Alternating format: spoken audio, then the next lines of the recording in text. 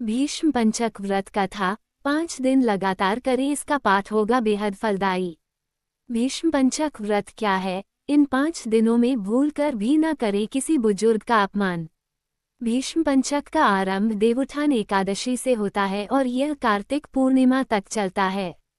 इस व्रत का संबंध पौराणिक मान्यताओं के अनुसार महाभारत के सबसे महत्वपूर्ण पात्र भीष्म पितामह से माना गया है। इन 5 दिनों में हमें कुछ विशेष नियमों का पालन करना चाहिए और दीपदान करना चाहिए। भीष्म पंचक व्रत का आरंभ कार्तिक देव प्रबोधिनी एकादशी से माना जाता है और यह कार्तिक पूर्णिमा तक रहता है। पौराणिक मान्यताओं के अनुसार कार्तिक मास के शुक्ल पक्ष की एकादशी से पूर्णिमा तक चलने वाले इस 5 दिवसीय व्रत के प्रभाव से जातकों को समस्त पापों से मुक्ति मिलती है।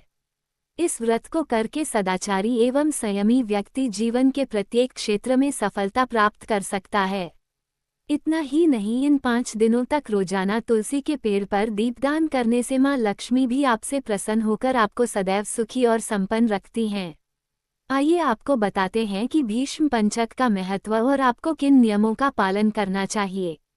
इस व्रत का संबंध भीष्म पितामह से माना गया है।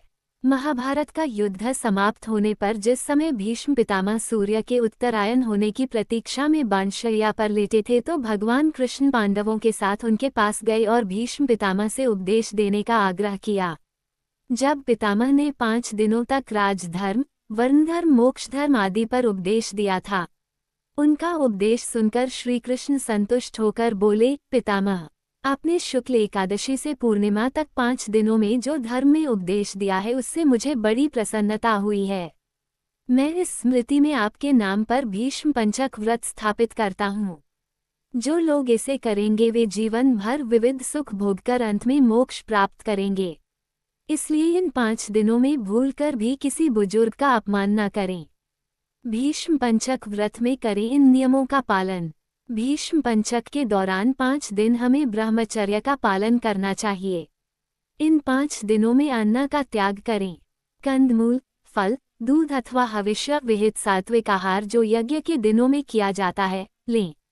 इन 5 दिनों में रोजाना तुलसी के पेड़ के नीचे घी का दीपक जलाना चाहिए।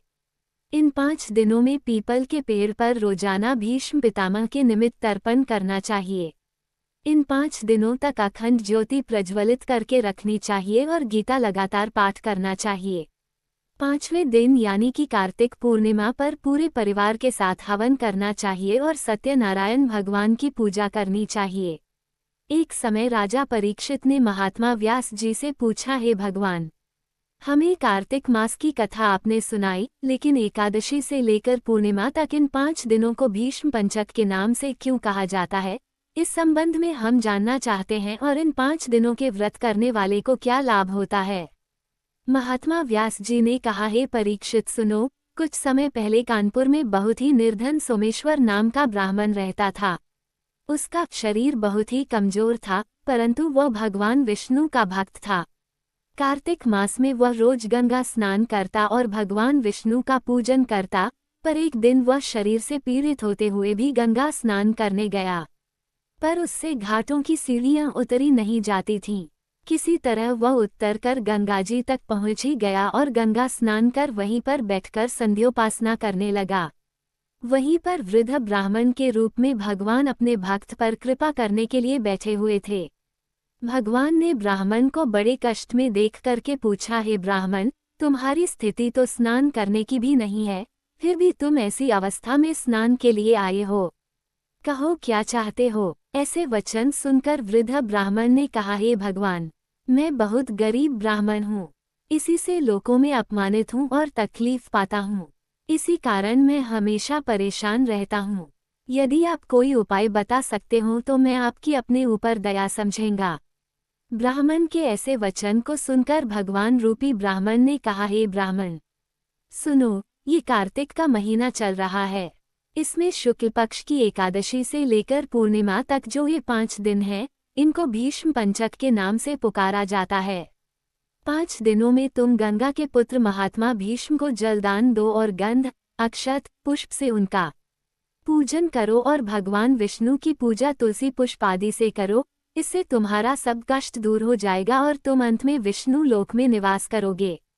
हे ब्राह्मण, महाभारत की लड़ाई में जब महात्मा भीष्म शरशैया पर सोए हुए थे, उस वक्त अपने प्रिय अर्जुन को उन्होंने सब प्रकार का राजधर्म, व्यवहार धर्म, ज्ञान धर्म कहा था। उस समय अर्जुन के सखा कृष्ण वहीं पर थे।